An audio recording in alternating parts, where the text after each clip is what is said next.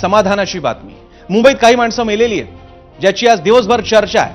मात्र आनंदाची समाधान देणारी बाब म्हणजे ही माणसं बॉम्बस्फोटात मेलेली नाहीत, तर नेहमीप्रमाणे जशी आपल्या मुंबईत अनधिकृत फ्लेक्स कोसळून मरतात, एल्फिन्स्टनच्या पुलावर चेंगराचेंगरी होऊन मरतात, छत्रपती शिवाजी महाराज टर्मिनस जवळचा ब्रिज कोसळून मरतात, उघड्या गटारातून वाहून जात, किंवा पावसाळ्यात इमारत कोसळून मरतात, किंवा एखादा बाहेरचा काहीतरी पदार्थ खाऊन मरतात, तशी नेहमीसारखी मेलेली आहेत. काही बॉम्ब ब्लास्ट वगैरे झालेलं नाही, त्यामुळे फार हळहळायची काही गरज नाहीये.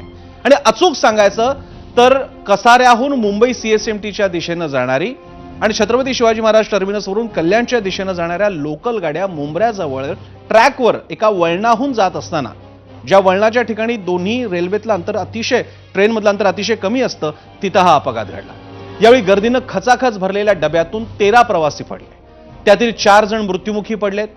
या बातमीमुळे तुम्ही हादरून वगैरे गेला असाल तर संतापला असाल तर असं काही होऊ देऊ नका, कारण आणखी एक दिलासा देणारी फार चांगली बातमी आहे.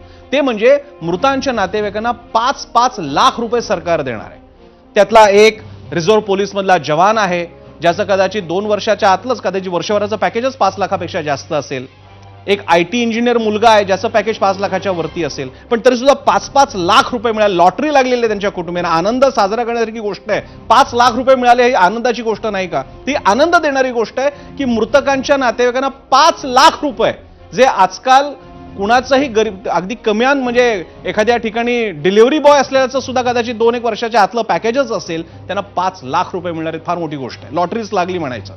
आणि मुख्य म्हणजे ज्याचा जास्त आनंद आपण सगळ्यांनी साजरा केला पाहिजे, मुंबईचं स्पिरिट कायम आहे. त्यामुळे अपघाताच्या अगदी काहीच काळात गर्दीनं तुडुंब भरलेल्या लोकल गाड्या तशाच चालू राहिल्या, उद्याही चालू राहतील, आत्ताही चालू असतील, उद्या परवा दररोज चालू राहतील. मात्र नेहमीच्या सवयीच्या झालेल्या या घटनेमुळे तुम्ही दुखावला गेला असाल, आणि खरंच जर का माझे शब्द जे कोणताही विनोद नव्हते, तर आपल्या सगळ्यांच्या मनातल्या गोष्टीला अति झालं आणि हसू आलं अशी एक त्यातली खिन्न उदासीन अशी ती भावना आहे. तर मुंबईतल्या या नारगिरी दुर्घटनांविषयी अधिक सखोल चर्चा करावी लागेल. त्या समस्या सोडवण्यासाठी लोकरेटा तयार व्हावा, आणि तीच चर्चा सुरू करण्यापूर्वी पाहूयात 0 अवरचा आजचा प्रश्न. त्यासाठी जाऊयात मीडिया आपल्या पोल सेंटरला आणि पाहूयात आजचा प्रश्न कोणता आहे. माझा पोल सेंटरचा आजचा प्रश्न आहे आपला: मुंबई लोकलची गर्दी कमी करणं खरंच शक्य आहे का? होय आणि नाही 2 पर्याय दिलेले आहेत. तुम्हाला आमच्या सोशल मीडियावर म्हणजे एबीपी माझाच्या X account, Facebook account, YouTube आणि इंस्टाग्रामवर जायचंय. तुमच्या ॲप माध्यमातून जाऊ शकता, वेबसाईटद्वारे जाऊ शकता, आणि तिथे पर्याय तो पर्याय तुम्हाला फक्त निवडायचा आहे, क्लिक करायचा आहे. आणि याशिवाय त्याच पोलच्या खाली कमेंट सेक्शनमध्ये तुम्ही कमेंट्स लिहिल्या असतील तर त्या कमेंट्स आम्ही आमच्या आजच्या 0 अवरमध्ये सुद्धा दाखवू. प्रश्न आहे, मुंबई लोकलची गर्दी कमी करणं खरंच शक्य आहे का? तुमच्या प्रतिसादाची आम्हाला अपेक्षा असतील, आम्ही वाट पाहू. दरम्यान या सगळ्या प्रकरणामध्ये आपल्याला बघायला मिळतंय ते म्हणजे मृत्यू पावलेले प्रवासी कोण आहेत, ही माणसं कोण आहेत, हे आपण नावं सगळी पाहूयात, त्यांच्यावर नजर टाकूयात. कारण कदाचित आजचा उद्याचा शेवटचा दिवस असेल की नावं आपल्यासाठी महत्वाची ठरणार आहेत, त्यांची नावं आपल्या डोळ्यासमोरून जाणार आहेत. 3 दिवसांनी सुद्धा ही नावं आपल्याला आठवणार नाही आहेत. आपण बघूया ती कोण प्रवासी, सगळे बघूया. राहुल गुप्ता दिव्याचे रहिवासी आहेत. विकी मुख्यादल हे कल्याणचे रहिवासी जे रिझर्व्ह पोलीस फोर्समध्ये होते. मयूर शाह ठाण्याचे आहेत, आयटी इंजिनियर. सरोज केतन उल्हासनगर. या 4 जणांचा मृत्यू झालाय आणि बाकीचे जखमी आहेत, आणि यांना मृतकांना आता नातेवाईकांना 5-5 लाख रुपये मिळणार आहे, मी जसा मगाशी उल्लेख केला. दरम्यान मुंब्रा रेल्वे स्थानकाजवळ झालेल्या रेल्वे अपघातासाठी अनेक प्रवाशांनी आणि स्थानिक लोकप्रतिनिधींनी स्थानकाजवळच्या या तीव्र वळणाला जबाबदार ठरवले. या वळणावर अप आणि डाऊन दिशेनं जाणाऱ्या लोकल किंवा इतर ट्रेनमधलं अंतर कमी होतं. या वळणासंदर्भात रेल्वे प्रशासनानं तातडीनं तोडगा काढावा अशी मागणी गेल्या अनेक वर्षांपासून होत आहे. मात्र त्यावर अद्यापही तोडगा निघालेला नाही. दरम्यान आज 4 प्रवाशांना नाहक आपला जीव गमवावा लागला. अनेक प्रवासी गंभीर जखमी झालेत. त्यामुळे आता तरी रेल्वे या प्रशासनानं मुंब्रा स्थानकाजवळच्या या धोकादायक वळणाची दखल घेत त्यावर काही तोडगा काढणार का हे पाहावं लागेल. दरम्यान मुंब्र्यातील लोकल अपघातानंतर रेल्वे प्रशासनाला जाग आलेली दिसते, कारण पत्रकार परिषद घेत रेल्वेच्या जनसंपर्क अधिकाऱ्यांनी अनेक मोठ्या घोषणा केल्या. ज्या अधिकाऱ्याला हव्या होत्या काय केल्यात पाहूया. आता रेल्वे बोर्डाने डिसिजन घेतलेलं आहे की नवीन जे सगळ्या गाड्या येणार आहेत त्या सगळ्या गाड्या ह्या ऑटोमॅटिक डोअर क्लोजर सोबत येणार आहेत. त्याच्यामध्ये ऑलरेडी ज्या 238 AC लोकल मुंबई सबअर्बनसाठी घेतल्या जाणार आहेत त्या गाड्या ज्या आहेत त्या ऑटोमॅटिक डोअर फिटमेंटनी येणार आहेत, ऑटोमॅटिक डोअर क्लोजरच्या सिस्टमसोबत येणार आहेत. सोबतच तिसरा एक डिसिजन घेण्यात आलेला आहे की याच्यामध्ये ICFद्वारे ज्या एक्झिस्टिंग लोकल आहेत त्या लोकलना आपण हे करतो आहोत, रेट्रोफिटमेंटच्या माध्यमातून दरवाजे बंद करण्याचा जी सिस्टम आहे ती लावण्याचा आपण प्रयत्न करणार आहोत, असा डिसिजन आत्ता घेण्यात आलेला आहे. लोकलवरती काही लोक फुटबोर्डवरती ट्रॅव्हल करत होते, त्या लोकलच्या 2 लोकल ज्या आजूबाजूने चालल्या होत्या त्याच्यावरती लोक फुटबोर्डवरती ट्रॅव्हल करत होते. त्यातनं 8 लोक जी आहेत ती आपापसात टकराव झाल्यामुळं खाली पडलेली होती. या लोकांपैकी आत्तापर्यंत जी इन्फॉर्मेशन आहे या सगळ्यांना आपण हॉस्पिटलमध्ये दाखल केलेलं आहे. यापैकी एका प्रवाशांनी जी माहिती आपल्याला दिलेली आहे त्या माहितीनुसार ते प्रवासी जे होते ते फुटबोर्डवरती ट्रॅव्हल करत होते. त्याच्यामध्ये एक दुसऱ्याशी त्यांच्या बॅगा लागल्यामुळं किंवा बाकी गोष्टीमुळं त्यांच्यामध्ये ते पडलेले आहेत. हे जे PRO असतात, रेल्वेचे PRO असतात, किंवा तुम्ही तिकीट घ्यायला जर का आता गरज पडत नाही कारण ऑनलाईन UTS ॲप वगैरे आहे, पण हे मंडळी जी एसीच्या आतमध्ये, मला दरवेळी ह्याचा अनुभव तुम्हाला पण आला असेल, त्यांचे ज्या केबिन्स असतात, जिकडनं तिकीट दिलं जातं ते अतिशय उत्तम AC वगैरे असतो, बाहेर लोकांची रांग लागलेली असते, त्यांचे फोन चालू असतात, त्यावरनं झालेली भांडणं सुद्धा त्याच्या बातम्या बनलेल्या आहेत. आता सुद्धा या PROची भाषा कशी सरकारी होती बघा. अर्थात त्याला ते फीड केलं असणार, तो मनाने बोलणार नाही, की फूड बोर्डवरती उभे होते आणि याचा गर्भितार्थ असा होता त्या फूड बोर्डवरती एवढे सगळे जमले असल्यामुळे त्यांचा तोल गेला का. आता हा अर्थ आपण लावून घ्यायचा. फूड बोर्ड हा उल्लेख का तिकडे झालाय फार गंभीर आहे, कारण फूड बोर्डवरती उभं राहणं रेल्वेमध्ये अपेक्षित नाही. तुम्ही डब्याच्या आतमध्ये राहणं गरजेचं आहे. मग याचा पुढचा अर्थ कोणता, की तुम्ही फूड बोर्डवर होता म्हणजे तुम्ही लटकला होता, म्हणजे तुम्ही स्वतः मृत्यूच्या दाढेमध्ये जात होता. जर का आता 4 जण मेले नसते आणि 1 जण मेला असता तर मला आश्चर्य वाटणार नाही. आणि रेल्वेने अनेकदा केलेलं आहे, मृत्यूची जबाबदारी सुद्धा रेल्वेने घेतली नसती, इन्शुरन्स क्लेम वगैरे काही दिलं नसतं, कारण फूड बोर्डवरती उभं राहणं अपेक्षितच नाहीये असा मुद्दा झाला असता. आणि याचं कारण म्हणजे आज 4 जण एकाच वेळी गेले म्हणून एवढी मीडियामध्ये चर्चा होते. अन्यथा रोज वर्षभराचे ॲव्हरेज काढलं तर रोज 7 जण मरतायत आणि त्यांच्या अनेकच्या बातम्याही होत नाहीत, कारण रेल्वे त्याच्यावरती मुद्दा उपस्थित करते की कुठे उभा होता, का उभा होता, बाहेर तो जास्त डोकावला होता का, या सगळ्या गोष्टी आहेत. आणि रेल्वेच्या या भूमिकेवर ज्येष्ठ नेते शरद पवारांनी तीव्र संताप व्यक्त केलाय. असे अपघात घडल्यानंतर प्रवाशांवरच मृत्यूचं खापर फोडून चालणार नाही अशा आशयाची एक्सपोज शरद पवारांनी केलेली आहे. तसंच लोकलचे अपघात टाळण्यासाठी तातडीनं उपाययोजना करण्याचं आवाहनही केलंय. आपण पाहूयात शरद पवारांची एक्सपोज. शरद पवार लिहितात, दिवा आणि मुंब्रा स्थानकादरम्यान ट्रेनमधून पडून प्रवाशांचा मृत्यू झाल्याची घटना अतिशय दुर्दैवी आहे. मध्य रेल्वेवर दररोज सरासरी 6 ते 7 प्रवाशांचा लोकलमधून पडून मृत्यू होतो. एका आकडेवारीनुसार समोर आलेली माहिती अत्यंत चिंताजनक आहे.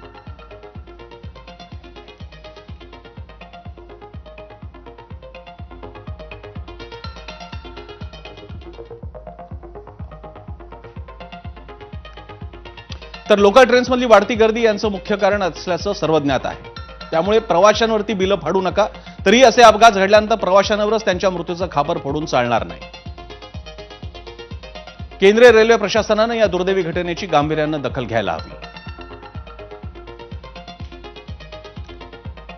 आणि मुंबई लोकलमधून प्रवास करताना होणारे अपघात रोखण्यासाठी ऑटोमेटेड डोअर क्लोजर म्हणजेच लोकलला आपोआप बंद होणारे, जे सध्या मेट्रोला दरवाजे आहेत, मोनोला रेल्वे दरवाजे आहेत, अशी कल्पना मांडली जाते. त्यासाठी रेल्वे प्रशासन कामाला देखील लागलंय. मात्र स्वतःहून बंद होणारे दरवाजे लावल्यानंतर अपघातांना आळा बसेल की आणखी अपघात होण्याची शक्यता आहे, श्वास गुदमरण्याची शक्यता आहे, कारण प्रचंड गर्दी असते. असे अनेक मुद्दे लोकप्रतिनिधींनी उपस्थित केलेत. मनसे अध्यक्ष राज ठाकरे आणि शरद पवारांच्या राष्ट्रवादीचे आमदार जितेंद्र आव्हाडांनी या संकल्पनेला विरोध केला. असं मला नाही वाटत एकही दिवस असेल की रेल्वेमध्ये अपघात नाही झालाय, कोणाचा हात नाही गेलाय, कोणाचा पाय नाही गेलाय, कोणी गेलेलंच नाहीये, असं एकही दिवस गेलेलं नाहीये. प्रश्न असा आहे की ती रेल्वे चालते कशी, हे जगाला एक आश्चर्यच आहे. खरं तर अनेक वर्ष याच्यावरती अनेकदा मुंबईतल्या लोकांनी हा गोष्ट केंद्र सरकारला सांगितली की त्याच्यासाठी एक वेगळं महामंडळ तुम्हीच करा, ते रेल्वे मंडळच वेगळं करा, कळलं का. अजूनही काही होत नाहीये त्या सगळ्या गोष्टींसाठी. आणि रेल्वे मुळात एक गोष्ट आपण बघितली पाहिजे याच्यातनं की या शहरांचं, सगळ्याच आपल्या शहरांचं काय झालंय. नुसता हा रेल्वेपुरता मध्येच विषय नाहीये, मी त्या दिवशी माझ्या एका मुलाखतीमध्ये पण मी सांगितलं होतं की हा सगळ्या शहरांचा आपल्या विचका झालेला आहे. मी गेले इतके वर्षाचे मी तुम्हाला सांगतोय की बाहेरून येणारे जे लोंढे आहेत आपल्या सगळ्या शहरांवरती आदळणारे, याच्यातनंच ही रेल्वे कोलमडली कशासाठी? रेल्वेचा बोजवारा उडालेला आहे, सगळ्या अख्ख्या ट्रॅफिकचा बोजवारा उडालेला आहे. लोकांना चालायला फुटपाथ नाहीयेत, ट्रॅफिकसाठी वाहनांसाठी रस्ते नाहीयेत, कोण येतंय कोण जातंय माहिती नाहीये. नुसते तुम्हाला मेट्रो आणि त्या काय ते तुमचे बाकीच्या सगळ्या सोयी सुविधा करतात ना, ते काय मेट्रो आणि काय करतात ते मोनो रेल्वे, ह्याने प्रश्न नाही सुटणार. रेल्वे मंत्री म्हणून काय करतात? आता हे सगळं आनंद आहे त्याचा, रेल्वे मंत्र्यांनी राजीनामा द्यावा. राजीनामा कशाला द्यावा? जावं तिकडे बघावं काय चाललंय ते सुधारावं. कधी अजून किती मृत्यूची वाट बघायची? आणि ऑटोमॅटिक बंद दरवाजे हे कॉमन लोकलला इम्पॉसिबल आहे, सफोकेशन होईल आतमध्ये.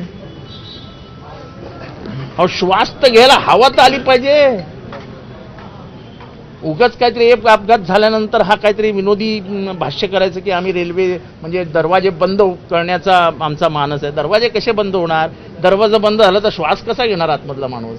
ही जी काही घटना झालेली आहे ती अतिशय दुर्दैवी आहे. त्याची माहिती देखील मी घेतो आणि जे त्याच्यामध्ये मृत्यूमुखी पडलेले आहेत त्याला देखील जी शासनाच्या माध्यमातून देय मदत आहे ती देखील शासन करेल आणि जखमींचा उपचार देखील तात्काळ या ठिकाणी युद्ध पातळीवर करेल. आता अपघात झालेला आहे त्याची रेल्वे मंत्रालयाच्या माध्यमातून उच्चस्तरीय चौकशी होईल आणि त्यातून जे काही सत्य आहे किंवा जे काही कोणाचा दोष असेल तर तो समोर येईल. ही घटना दुर्दैवी आहे.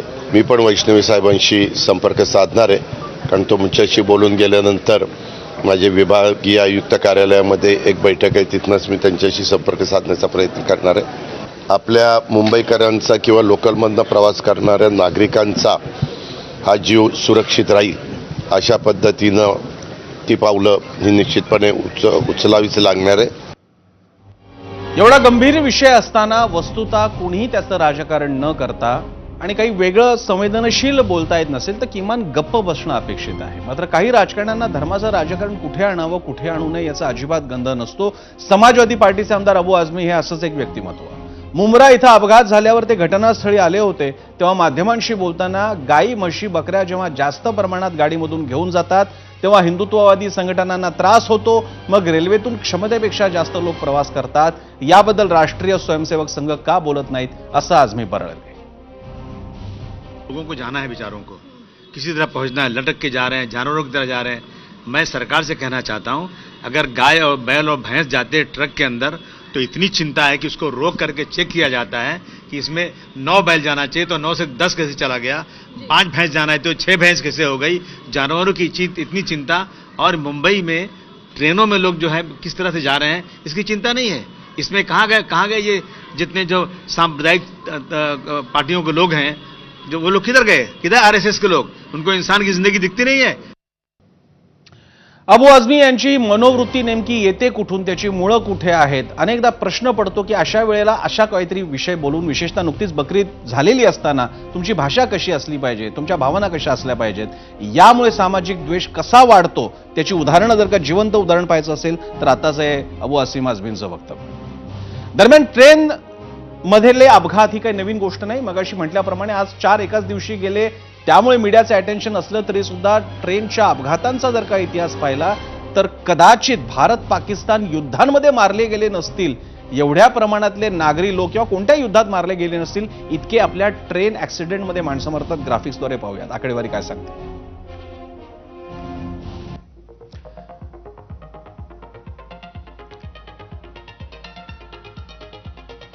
मुंबईची जीवघेणी लोकल. मुंबईत लोकल रेल्वेचे 20 वर्षात 51,802 बळी गेलेले आहेत. 51,802 बळी सामान्य नागरिकांचे, सिव्हिलियन्स ज्याला आपण म्हणतो, एवढे तर युद्धात मारले गेले नाही.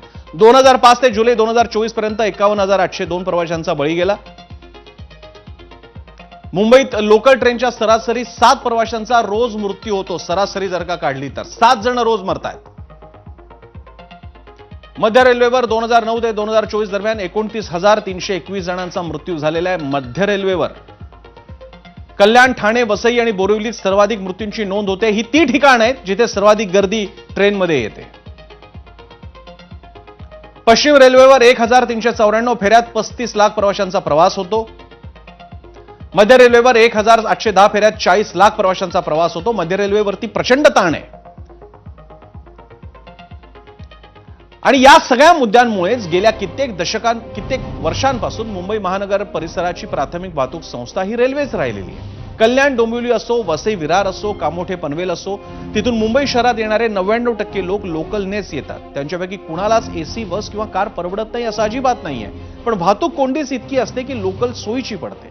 याला पर्याय ठरू शकतो मेट्रोचा. मात्र आजही मुंबईत मेट्रो पूर्णपणे सर्व मार्ग सुरू झालेले नाहीयेत. सध्या केवळ 3 एवढीच ही मेट्रोच्या रूट्सची संख्या आहे. आणि म्हणूनच 0 वर्ष आजच्या एपिसोडमध्ये आम्ही काही मेट्रो मार्ग सुचवतोय, काही मार्ग सुचवतोय की जे कदाचित समांतर पातळीला मध्य रेल्वेवरचा ताण कमी करू शकतात. पाहूया. बदलापूर ठाणे मार्गे ऐरोली या मार्गावर मेट्रो उभारली तर पर्याय ठरू शकतो का, हा विचार यंत्रणांनी करायचा आहे. डोंबिवली ते मरोळ मार्गे Powai, western express highway Andheri ते विरार मार्गे वसई, सीबीडी बेलापूर ते घोडबंदर रोड ठाणे मार्गे वाशी, नरिमन पॉइंट ते उल्वे सागरी मेट्रो, कुलाबा सिप्स या भुयारी मेट्रोचा ठाणे घोडबंदर रोड पर्यंतचा विस्तार, ठाणे ते लोअर परळ मार्गे वरळी,